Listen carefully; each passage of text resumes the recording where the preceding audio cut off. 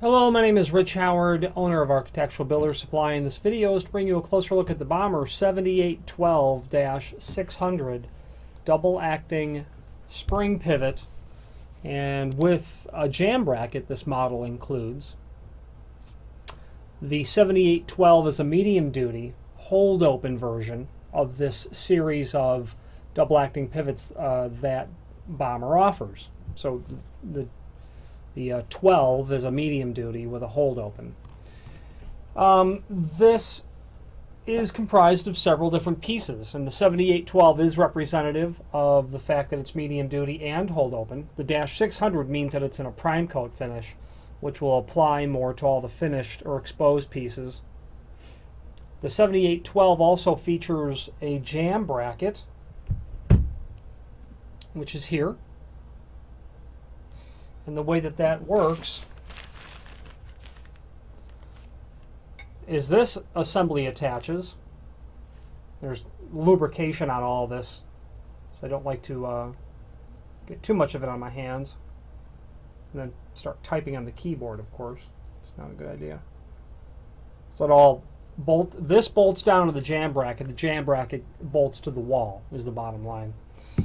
You're also going to have your heel plate. So all this is in the 600 prime coat finish, okay, including the heel plate basically attaches to the edge of the door like this, okay. Then you'll have your cover plates that mount to the bottom of the door. There's obviously two of them. It's the inside. That's what the outside looks like, and they're identical. So there are two of them, but they're completely identical. Okay, this is the heel edge of the door. Okay. The last portion is going to be the header pivot assembly. That's the portion that gets mounted to the header. Okay, the male portion here. There is a link below this video to the instructions and a cut sheet. The instructions kind of double as the cut sheet as well, showing the dimensions of everything. But going through this, step one, and we'll do that in a moment after I finish this. So this is the portion that mounts to the header. Okay, and that's the portion that mortises to the top of the door itself. Now, you might want to open up that link to the instructions now, because we'll go through it all step by step. So step one is radiusing the pivot style of the door. Because this door is double acting, and because the margin between the edge of the door and the jamb is so tight, in this case it's 3/8 of an inch, and that's going to be determined basically automatically when you attach the pivot, the floor pivot spring assembly to that jam bracket. That's going to be determined already, so it'll be kind of hard to not get that correct. But you'll have to radius that style, because as the door double acts, unless it's radiused, it's going to bottom out into the jamb. So if my fist is the edge of the door and you radius that off, then you'll have clearance for the door to double act. And typically that's done on both styles, and it would be necessary to do it per the instructions here for this pivot. The radius cannot be any greater than the door thickness, meaning if your door is 1 3/4 inches thick, your radius can't be bigger than 1 3/4 inches, otherwise the door will still bottom out, so to speak. And this pivot will work from 1 3/8 to 1 3/4 doors.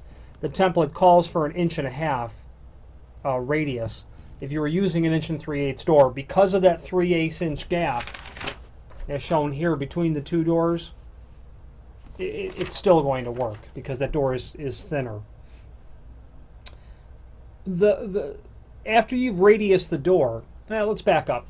Radiusing the door is I have done that operation several dozen times, and every time I've done it, I got to a point where I did it so often where I just had a router with a very large cove bit, and the diameter of that cove bit would be whatever necessary, 3" or 2 3/4 or 3.5, whatever the radius was I needed to accomplish.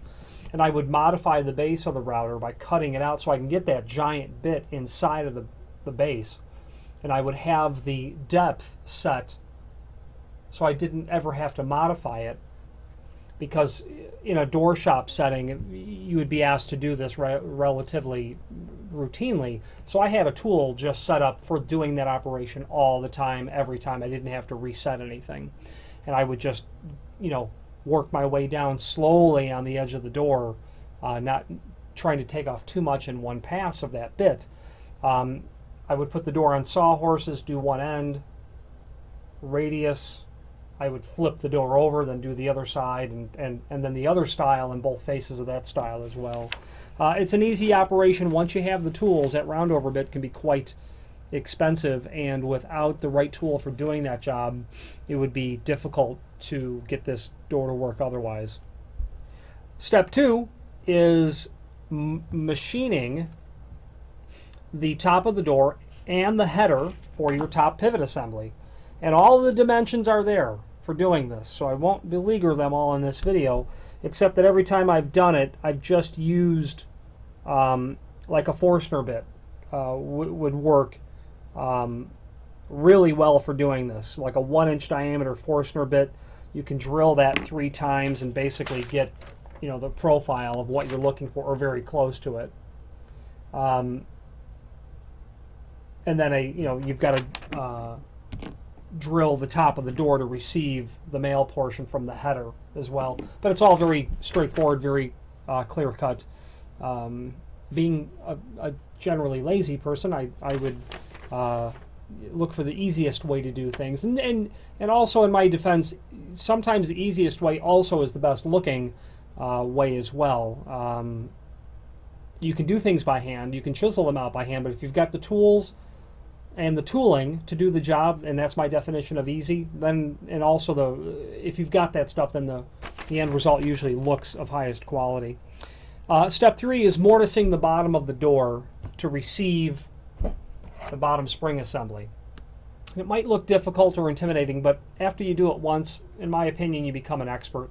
It's actually quite easy to understand this. The template shows all of the dimensions of what you need to cut. And that's down in the lower left-hand corner. Okay, down in here. You basically have to make this assembly sit flush. Okay, this back plate needs to be mortised flush to the edge of the door. This little ear plate here needs to be mortised flush to the bottom of the door. And if you make that happen, and you do it in the center of the door in terms of the thickness, it's going to be perfect. The only thing you need to accomplish is a little bit of margin for the spring assembly. You can see that travels in there as I put tension on the spring, emulating it double acting, which is shown here. So you'll have to do a little bit right here to get that pin to slide inside of the top of the door. Making it flush and needs to allow for the travel of that pin. Basically, step 4 is attaching it to the bottom of the door. Actually screwing it on. And you get screws for everything, of course. Several bags of screws. You'll need screws for the heel plate. You'll need screws for the jam bracket. You'll need screws to hold the top assembly on. You'll need screws to hold the bottom spring assembly to the bottom of the door. And all those screws are here. Step 5 is actually getting it into the opening. And that's after you've got everything basically attached to the door. You do just as it shows here. It's very self-explanatory. After you get everything bolted and attached, the next thing you'll want to do is set the spring tension. So this spring is going to be up for doors up to 90 pounds, and that's a heavy door in a residential application. So this could do your, solid core door between the kitchen and dining room, which is where I've seen this a lot of times. 3-foot maximum door width. Okay, you'll set the spring tension by using the included tension rod and installing it into this gear here. You can see as I turn that clockwise or counterclockwise, it will set the tension on that spring. Okay, the hold open is accomplished by when I turn this, you'll see the bird's mouth open up right in here. So if I were to crank that down all the way over, which I really can't with my hands, I can. Okay, the spring, now our pivot is now at 90 degrees, held open. So I'll release the tension on that, hopefully without hurting myself. Okay, there you go. And that's how it goes. So the bird's mouth that's cut inside of this, whatever this portion would be called, is what will accomplish your hold open, which is at approximately 85 degrees. It doesn't hold open at a complete 90. It will go to 90 and rest back a little bit at 85 degrees. After you get the spring tension set based on the weight of the door and the width and all that other stuff, you're basically done. After that, all you're going to do is attach your plates, your finished plates. Okay, your cover plates, your heel plate, and you're finished. You should probably never have to set the tension on the spring again inside of here. Okay. And that basically completes the talk about the Bommer 7812, with the exception that I'd like to mention. You might be able to see the manufacturer's stamp on there. I probably really can't. There you go. Right above the Bommer logo, it says Made in USA. The fact that Bommer is quite proud of, as am I, to represent them. Good people, good customer service, good quality products. If the material you want is not in stock, ready to ship, always well worth the wait if possible. If you have any questions on the Bommer 7812 600 double acting medium duty spring pivot and a prime coat finish, or any other Bommer product, please feel free to reach out to us. Thank you.